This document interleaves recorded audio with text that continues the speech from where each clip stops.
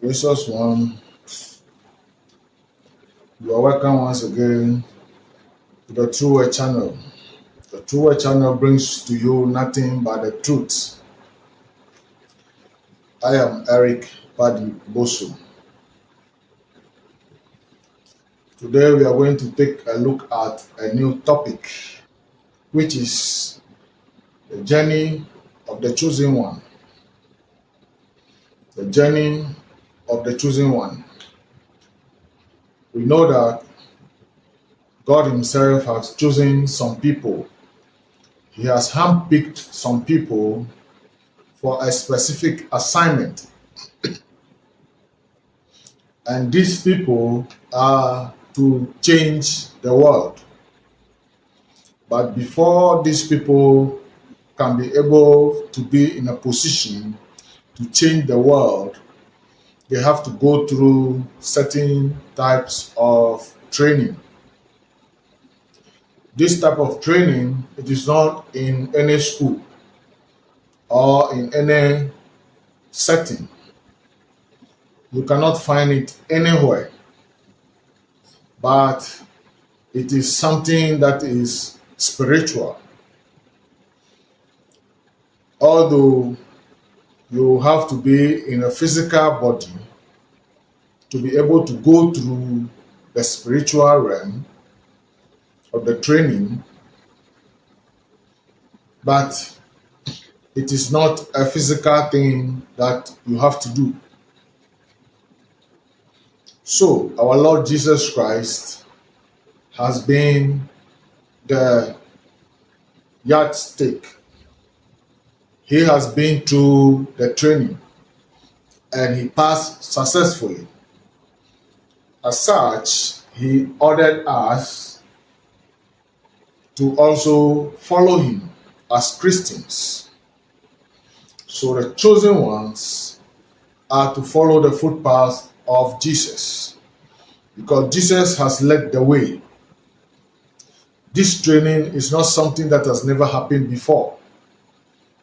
There were a lot of chosen ones who has passed through this training, and yet there are yet more to be working.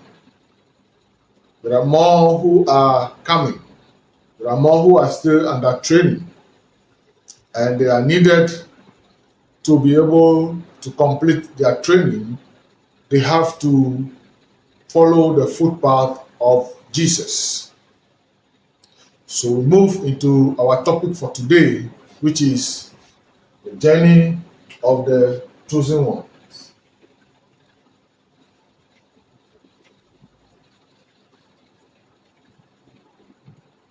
Journey of the chosen.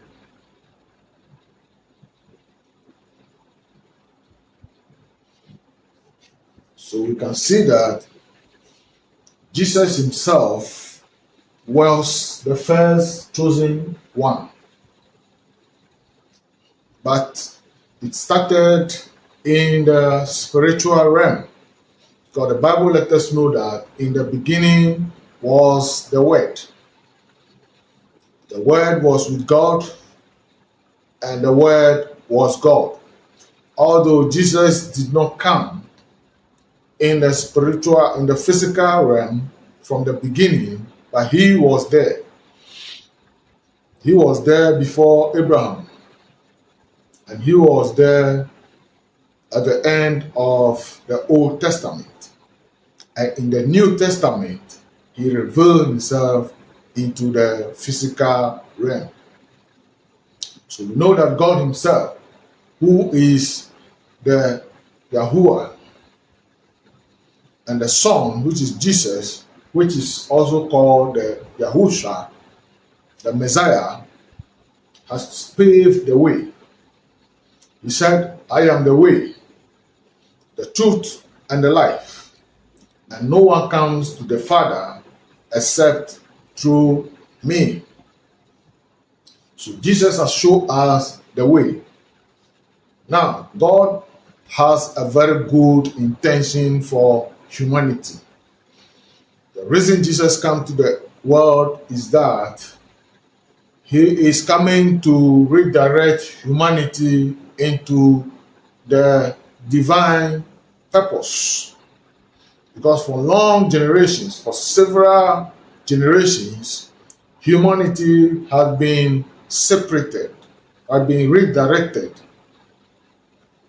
from humanity into a different angle. Humanity has been disconnected from divinity.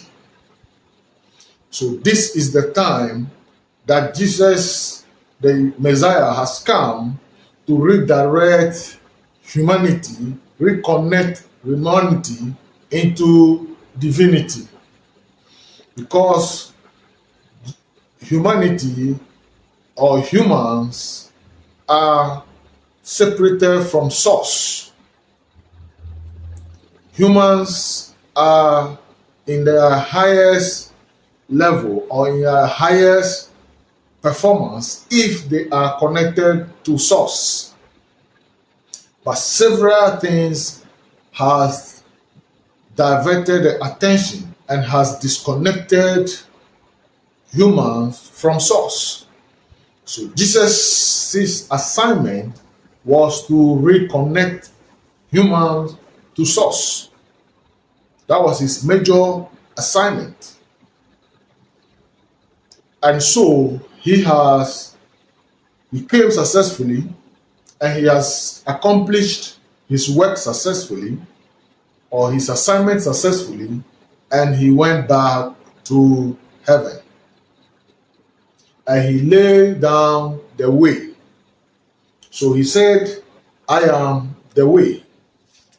Now, we know that God said he loved the world. In John chapter 3, verse 16, he said, for God so loved the world that he gave his only begotten Son, that whosoever believeth in him must not perish, but have everlasting life. That God did not send his Son to the world to destroy the world, but the world through him must have life and abundance. So this is the confirmation that God did not want humanity to continue disconnected from him. This also proved that Jesus' coming to the world, it is a way of reconnecting humanity to source. So, we are chapter for today, it says John 3, verse 16. This is the assignment. Now, Jesus said, I am the way. So we are going to look at the way. Now, Jesus said, I am the way.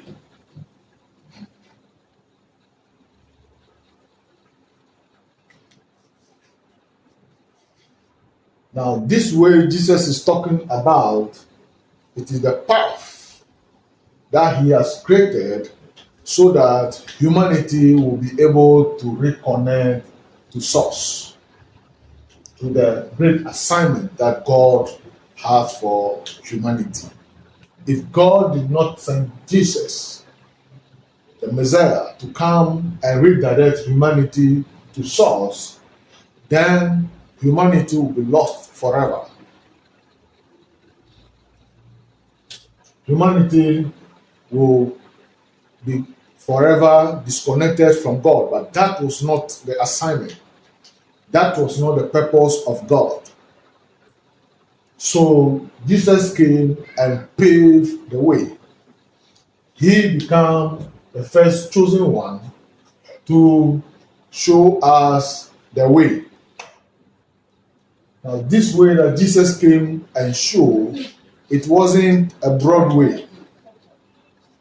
This way was a narrow way. So we should follow through the narrow way. Wide is the gate. that leads to destruction, but narrow is the gate that leads to everlasting life. So Jesus showed us the way. Now, we have to delve straight into how did he show us, or which way has he path for us to be able to pass through to connect to source. Now, we know that humanity has been born into sin, and as a chosen one, God has purposely chosen you in working together with your ancestors to be able to lead you to go through the narrow way and the narrow path in order to break generational curses. Now, these generational curses kept your bloodline, which is your ancestral line, in captivity. They have been kept in captivity because when Jesus came, they did not see the light. When Jesus died, we believe that he went into abyss. By so doing, he went and showed the light to those who were not in life before he came to the world to spread the good news. So the ancestors who were ready, who agreed with Jesus, they sent a particular person, one person from their bloodline, to come down to earth and pay for all the generational curses so that they will be free. The chosen one will be free, and then the generation to come will also be free from curses. So, in this way, Jesus showed us the way through the time he was born, his assignment, to the time he died. Now, it is the way it is being planned in a way that the chosen ones, before you were born, you have to go into a contract. You have to go into a contract. Now, this contract, what it means is that, or what it entails is that you have to break generational curses to liberate your ancestral, your bloodline, and also the coming generation. So, before you were born, this contract has been signed. So, whether you are aware or not, you are in a contract. Your ancestors are taking note of this contract and they are supervising it. God is also taking charge of this contract. So these two, the top, the above, and the below, are all in supervision of this contract, and they will watch you to be able to go through this contract. Now, this contract has it that you have to break all the karmic cycles. You have to break all the generational curses. These generational curses contains disappointments, disgrace, poverty, negativity, all form of attacks, spiritual blockages, and so on and so forth. And it is your assignment to be able to break all these curses. So when you are chosen, your path is unique. Your path is not like any ordinary person's path. So when you take your path, mostly you may not know, because sometimes some people may like to run away from it when they get to know that there is a contract like this, because it is not done when you were born, it was before you were born. So mostly a lot of things will not be revealed to you in the contract. It is purely spiritual, and nobody is there to guide you through it. You don't have a manual for this contract, but it is embedded in you, in your spirit, and is being watched by God and your ancestors. Now, Jesus was the first chosen. He took this contract and was able to deliver successfully. So now, let us look at how did Jesus pave the way for us. Don't forget, he said he is the way, the truth, and the life. No one comes to the Father except through him. So as the chosen one, you cannot get to God, you cannot get to your divine assignment without using or passing through the path of Jesus. So now, let's take the path of Jesus. Now, we know that Jesus was born in a manger. Although he was a king, or he is a king, he was born in a manger. It was misfortune that a king will be born in an unusual place. We know that in our culture and traditions, when somebody has been born into an unusual place, like a roadside, animals den, bush, farm, or any unusual place, we don't mostly regard those people, as compared to today, where a king will be born, or let's compare it to the royal kingdom in the UK, where a child is born into that family. They make sure they take care of the mother, the pregnancy from the onset up to the delivery.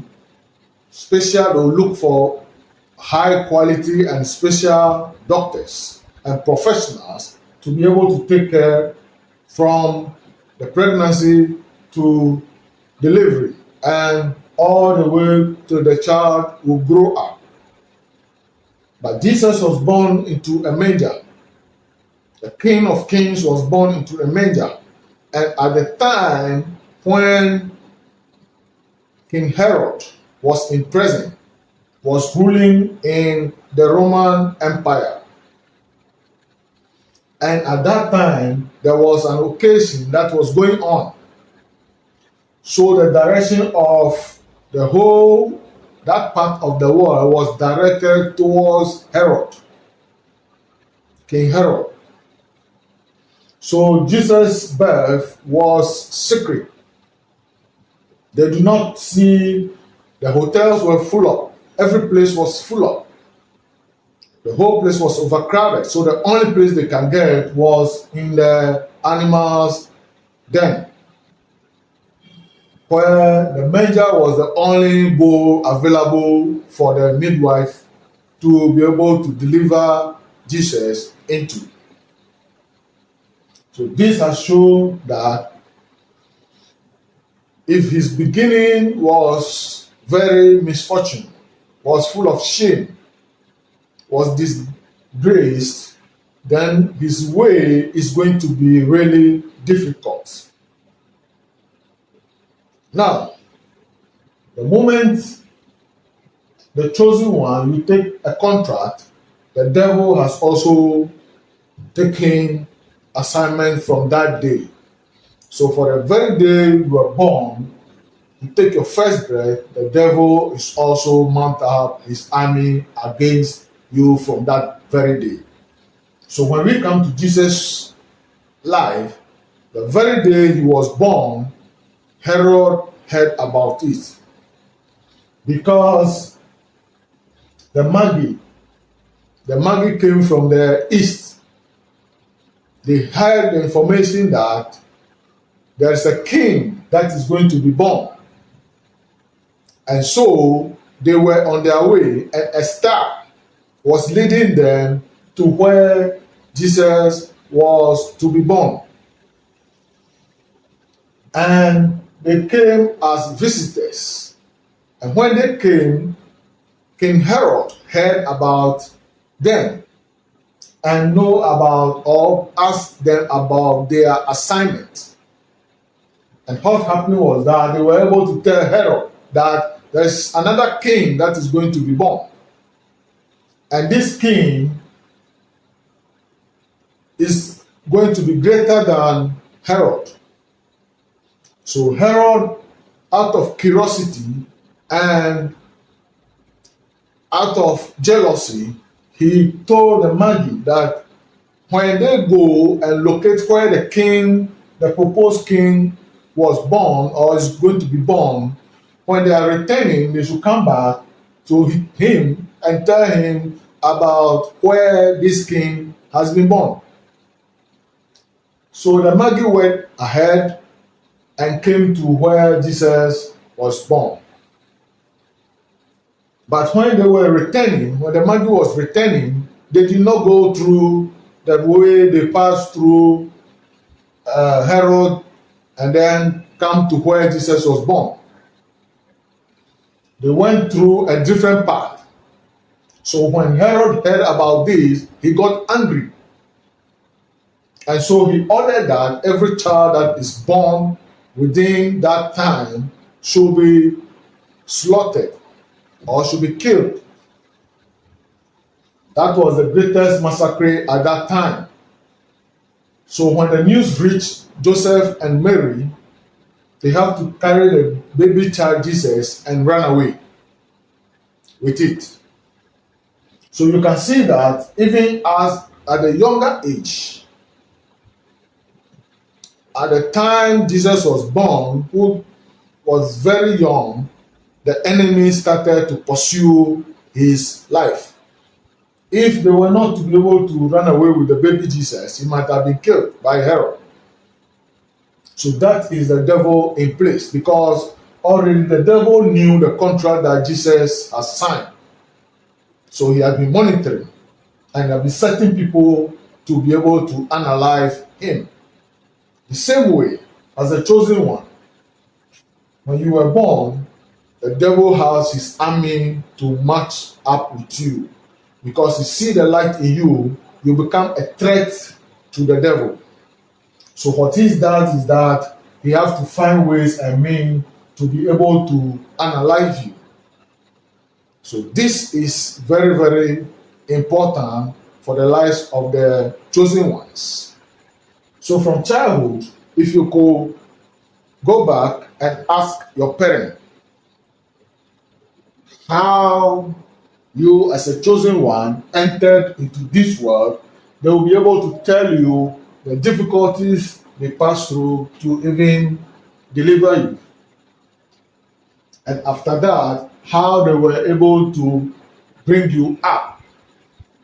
How sicknesses, diseases, attacks, and so many things, even on your pregnancy or on your baby, on your childhood before you were born.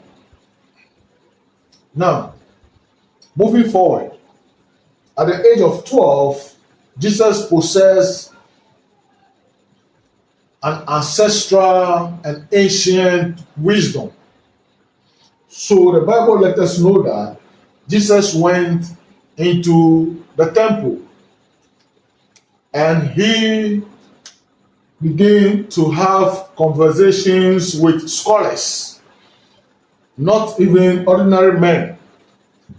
So at the age of 12, Jesus had this ancient wisdom to be able to have conversations with scholars, with teachers, with rulers in the temple. And he was asking very deep and very mature questions. at the age of 12. So, as a chosen one, your age does not matter, because in the realm of the spirit, age and time is not calculated. God does not work with age and time. At any time, He can do whatever He wants to do. Whatever He chooses to do, He can do it. He's not taking our age or time into consideration. So, as a chosen one, although you are young, you were embedded with ancient and divine wisdom. That is why during conversations, people might not like your ideas, because you see through their fake and mask and veils. That is why when you speak, people have to think about it 2 times. When you speak the truth, they label you as disrespect. When you see through their lies, they say you don't respect. They label you as the wrong person. They begin to hate you because they cannot bring the bullshit before you. Because although you are young, but you possess an ancient wisdom. So this particular thing is a threat to the devil, and it's a threat to people around you. So they will not allow you to be able to move. The same way Joseph.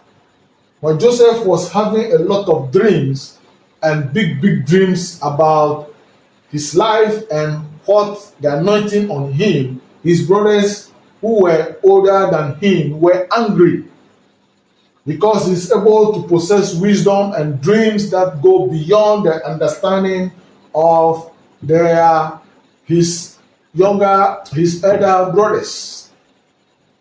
Even some of the dreams his father will not comprehend. So all these things becomes a threat, because anytime the devil wants to play a trick, he uses people's minds, he plays with people's minds. But people who possess, the chosen ones who possess the ancient wisdom, cannot be played with. They see through the tricks of the enemy. So you become a threat to the devil, because he cannot play with you. He cannot lie to you. He cannot mask you. He cannot deceive you. So you become a threat. And wherever you are, you open the eyes of people. You ask the relevant questions. You find the missing puzzles.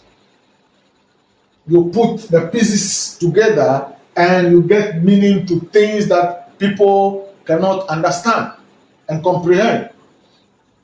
So you become a threat. So at that time, Jesus, from the age of 13 to the age of 30, Jesus have to go into training. So not much has been heard about Jesus from the age of 13 to the age of 30. Because the assignment, which is the divine assignment or the divine path, is very great. There are going to be a lot of challenges. The contract is high. It's very big. So it demands a lot of effort, a lot of training. So God intentionally have to hide the chosen one.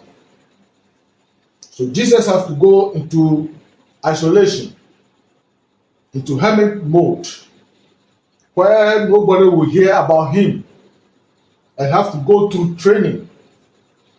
Now, when you come to the life of the chosen one, we expect that you go to junior high school, you go to senior high school, you complete. That's college. You go to university, you finish up, you have to get a job. After you get a job, you have to get married. and begin a family. But you, as a chosen one, your path is not designed that way. Don't forget, you have a contract, and your contract, when everybody is going to left, you are going to right. When everybody say yes, you will say no. When everybody is saying black, you will say white. So your path is directly different from that of the society, that of your peers, that of your friends, that of your colleagues, that of your brothers and sisters, your cousins. So they may not understand you. Some will label you as crazy because the path you are going through is not a path that they are going through. Your path is different. The same way, the path of Jesus did not have friends. Even at the point, he said, my brothers and sisters are those who are around me, listening to the word of God and doing it. His biological brothers and sisters were not able to understand him because he is chosen and his path is different. So as a chosen one, people will not understand you. Friends will not understand you. You have to go into hidden to go through all the experiences in life, the difficulties, the pains, the disappointments, the betrayal, the jealousies, the all forms of poverty, all forms of disgrace, all forms of disappointments, to be able to mold yourself. Troubles and trials and spells and attacks, you have to go through all this to be able to come out successfully and be able to face your divine assignment. So at the age of 30, Jesus started his assignment. Jesus was baptized. And when he went to the baptismal where John the Baptist, after Baptist baptized him, the Lord came upon him and said, this is my son. That is the confirmation that God has really chosen Jesus. So throughout your training up to the age of 30, mostly 30 years, that is what is acceptable as a matured age. The power of God, the presence of God have to be appearing in your life. And with that of Jesus, when he went to fast for 30 days and 30 nights, the devil came to him. Jesus grabbed a stone and the devil asked him that if you are a son of God, then change this stone into a bread. Because at that time, Jesus was very hungry. Because fasting for 40 days and 40 nights is not a joke. But at that time, the devil had to come and tempt him because he knew that at that time, Jesus was hungry and also he is heading towards his divine assignment. And through that, if he's able to pass through his assignment, he is going to get his glory. And his glory is going to be very big. So the devil have to offer him the easiest way, the cheapest way, the quickest way, so that he can knock him off his divine purpose. So what Jesus told the devil was that man shall not live by bread alone, but with any other word that proceedeth out of the mouth of God. What do we learn from there? As a chosen one, you should know that you must not compromise your divinity, your spirituality, your path with bread. Don't let what your physical body will demand push you out of your spiritual path. You should be able to control yourself. You should be able to control your feelings. You should be able to control your thoughts. Although you are hungry, although your body needs something, but you should be able to control it. You don't have to say because you are thirsty, you are hungry, your body needs this, so you have to give in, you have to compromise. No.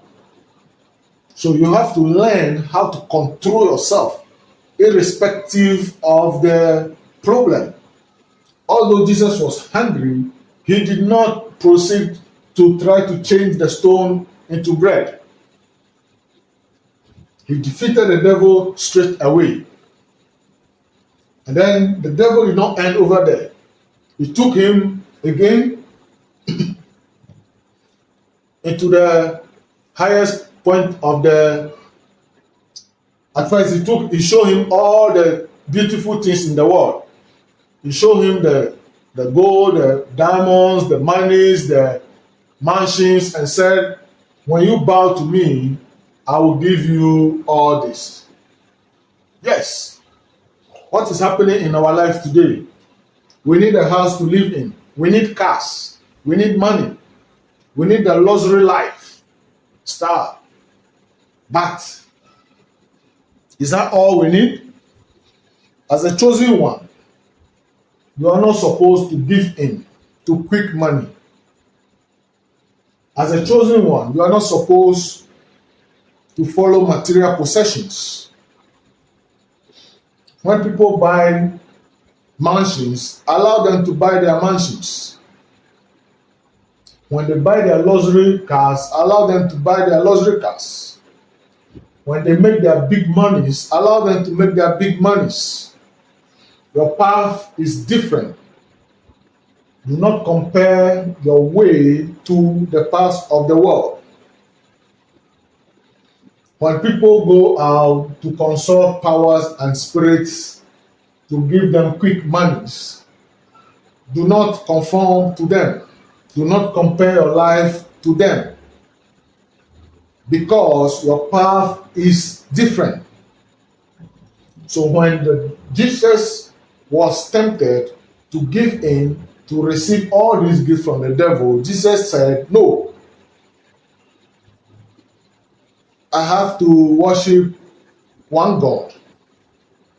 Well, my God is the only one I have to worship, and is the only one I have to bow to. So he has defeated the devil over there as well. He did not give in to the devil the second time. Now, the devil did not stop over there. He went ahead and then took him to the highest point of the mountain and said, if you are truly the Son of God, it is written in the Bible. That is where the devil quoted the Bible, that it is written in the Bible that he will send his angels to protect you so that you will not dash your foot against a stone. So Jesus told him that thou shalt not put the Lord thy God into a test. And that is where Jesus was able to finish with the devil. So the chosen ones, you must know that there are going to be a lot of tests. When we take the life of Job suffered a lot. Last hour, his wife came to him and said, where your life reached now, there is no hope. You are just going to die a useless life, death. So curse God and die. Then Job said, no, I know that my Redeemer liveth. Job did not give in and curse God to die, because he knew that he has a greater assignment. All that he had in the lifetime before the devil came and took all away, it was given by God. And if you still live or die, all belongs to God. This is a strong faith that Job possessed. So he did not conform to what the wife has told him. He refused And then he looked up unto God. And after that, God responded. The same way as a chosen one, you are going to get into a point in life where everything will be taken away from you. Your happiness, your money, your luxury life, your possessions, everything. It is a test. You need to pass through it. You need to pass through this test to be able to prove God right and prove the devil wrong. And at the end of the tunnel, you'll get your reward.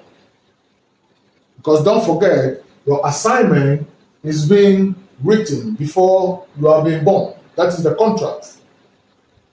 So you are not going as how everybody is going. The way is different. So you have to be able to go through this tunnel to the end. No shortcut. Because your ancestors are being kept in bondage. And it is your work to be able to liberate them. So as a chosen one, your life is not what you decide to do, but your life has been directed and everything is embedded into this contract, which is not known to you. Yours is to keep going. You don't give up. You don't fall out. Now, when we continue, we find out that Jesus stepped into his power. Now, he continued to do good, teach the word of God, heal the sick, raise the dead, open the eyes of the blind. He's able to do all that, which falls directly into his divine purpose. Temptations keep coming, but he's able to overcome them until death. As a chosen one, temptations will come. As you move ahead, temptations will come. People close to you will tempt you. They will betray you. They will poison you. They will kill you. They will plan all sorts of things against you. But because you have faith in God, they will never prevail over you. Because Jesus said, I will build my house, and the hands of hate shall never prevail against it. So, as a chosen one, when you have faith in God, although you are going through all this, you should have faith in God that God is going to see you through. Do not let what you are going through today, or the troubles and the trials and the temptations you are going through today, force you to fall out of your divine path. Do not let the words of the society, the demands of the family, the paths of others, the ideas of friends, loved ones, and people close to you force you to take decisions against your divine will. Don't forget, your path has already been sealed. It's a contract that has already been sealed. You can't take anything away from it, and you can't add anything to it. You have to follow it, although you might not know where it is going to end. But definitely, since Jesus went through this, he did not know where it's going to end. But he went through it, and at the end, he got his glory. The same way as a chosen one, when you go through this contract, this difficult life, at the end, you are going to enjoy. So, this is the way Jesus has paved for the chosen ones. He has been through it. So when you also go through it, you will die, but you will rise. Because Jesus let us know that for he who will lose his life when following him, he will definitely find it. But he who will run away, he who will try to protect his life, he will lose it. So as a chosen one, you have to lose your life. When Peter was following Jesus, he asked Jesus, we have left everything that we have to follow you. What are we going to get? And Jesus said, the treasures are being kept in the kingdom of heaven. So in following Jesus as a chosen one, you don't have to compare your life to the life of the world. You have to be shifted out of the material world, because the material world is a 3D world, is a destructive world. It's a world that will distract you and move you out of your divine purpose. And don't forget, when you fall out of your divine purpose, the devil will deal with you and destroy you and bring you to nothing. Because you are a target, you are a threat to the devil. So when you start your journey, do not conform to the world. Listen to the inner voice, the one who speaks inside you. Listen to that voice and follow that path. Do not conform into the paths of the world. Do not conform into the paths of the 3D world. You need car, yes. You need house, yes. You need money, yes. But these things should not take you out of your divine path. You should know that God is the giver of everything. So when you are on your path, at any point in time, when you are hungry, remember that Jesus was hungry. When you are ashamed, know that Jesus has been ashamed. When you are poor, know that Jesus has been poorer. When you are being attacked, know that Jesus has been attacked. In every situation, as a chosen one, you should know that Jesus, the Master, has been able to go through all. And at the end, he got the grace of becoming the Master of all. That is why the Bible said all power is in heaven, on earth, and under the earth has been given to Jesus. And by the call of his name, all knees must bow. So as a chosen one, you have to walk through the tunnel. You will face difficulties. You will feel pain. You will feel to give up, but do not give up. Continue, and at the end, you will become the master, just as Jesus became the master. Thank you very much. This is the journey of the chosen one. It is beyond the horizon. It is beyond traditions. It is beyond culture and societal norms. Spirituality is the goal. Religion has diverted humanity out of the path of spirituality. So humans are supposed to connect to the spirit, the divinity, to source. But religion has taken part. Religion has separated humanity from source. So the assignment of Jesus is to reconnect humanity to source, reschedule the relationship between humans to divine. And that is the assignment of Jesus. And so the chosen ones, it is your assignment to reconnect and realign yourself to the divine. Then you will fall into your divine path. Then you will be able to evolve and be able to help and also awaken the people around you. Thank you very much. This is the first part of the journey of the chosen one.